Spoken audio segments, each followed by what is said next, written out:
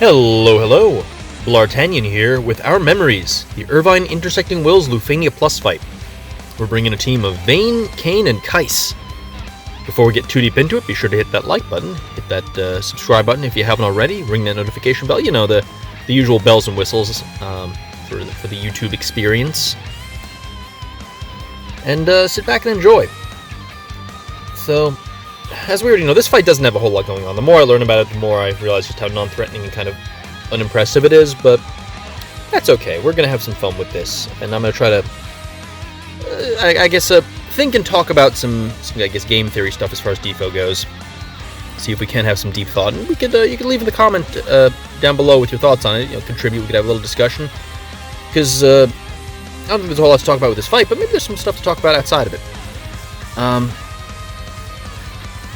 So my thinking here with spamming the Vayne A's is to just let B refresh his Brave and just kind of continue pushing them back. Because right now, what we're trying to do is maximize the number of HP attacks that happen per Vayne action. Because Vayne's whole deal is, as you know, he takes a bunch of free turns with his Conqueror's Power buff or Conqueror's Power. Should have done that earlier. And with that, you can stack a bunch of effects on top of it, and he can abuse the heck out of it. So I figure, why not? Why are we using Vayne? Because I like Vayne a lot. He's not, considered the best unit in the game, but I found him honestly, really quite good ever since his BT Plus came out. Been really impressed. He's carried me through a lot of content, and I think he might be one of the best investments I've made of the BT Plus era.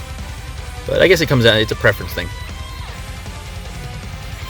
But as far as damage goes, what makes damage in this era matter? Because back in the day, it used to be you had to cap your... The trick was capping your Brave. People had fewer HP attacks on their kits, less prevalent splash damage, and so the important thing was to be able to max out your Brave. Now, it's pretty easy to do that with C90 and just various power creep things, burst, whatever, calls. And so now the thing is to have as many HP attacks, as many Brave dumps, per action as possible, or per turn as possible if you want to get turn efficient. Vayne has been very turn efficient this whole time because, he just takes a lot of free turns that don't count on the turn count, and if you can add effects to those actions, such as launches or Kain follow-ups, that's going to increase that turn efficiency even more. That's what I was thinking here. And let's not kid ourselves here. I mean, the Irvine Intersecting Wills doesn't really have anything going on as far as challenges. This is general theory craft for here and other places. So you're seeing here that Vayne's actually going to be pumping out a lot of free damage. Not going to affect the turn count, not going to really do anything other than just do damage for free. And so that was my thinking with this team. Now, in more challenging content with higher maybe higher reductions. Sorry, higher reductions, maybe some special mechanics we have to be able to overcome. This team might struggle a bit more, but right now, they're able to cap super easily because this fight is kind of easy. And since every HP attack is capped, we can just focus on maximizing the number of times we dump our Brave and deal HP damage.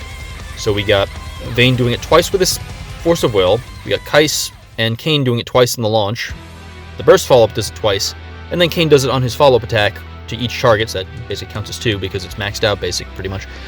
And so that's a lot of damage.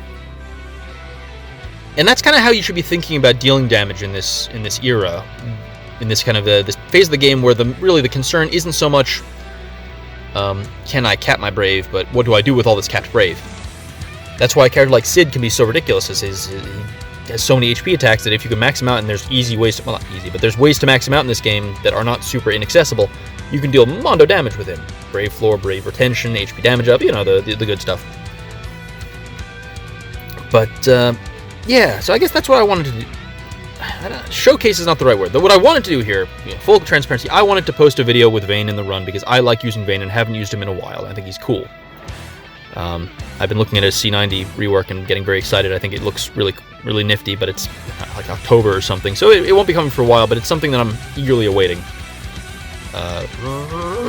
Burst attack, giant sword. It's a cool animation. Boom! I like that. Excuse me, that's 7.5 million damage, pretty good. But yeah, so that's how you should be thinking about your damage right now.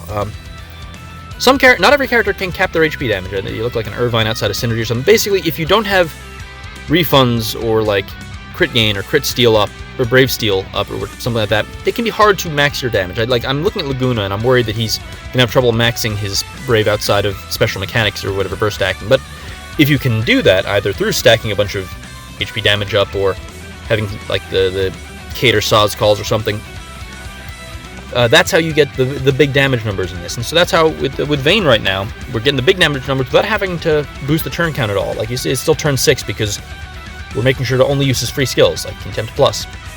And every time he does an action, that's like, what, 7 HP attacks as we talked about, and that's a lot of free damage.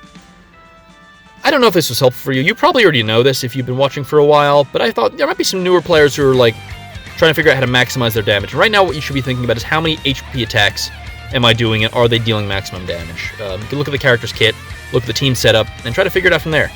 This was only a 6-minute run, so I don't really have time to go into it in depth, but if you thought it was an interesting topic and you'd like to hear more about my thinking there, or just general thoughts about the game, let me know in the comments below.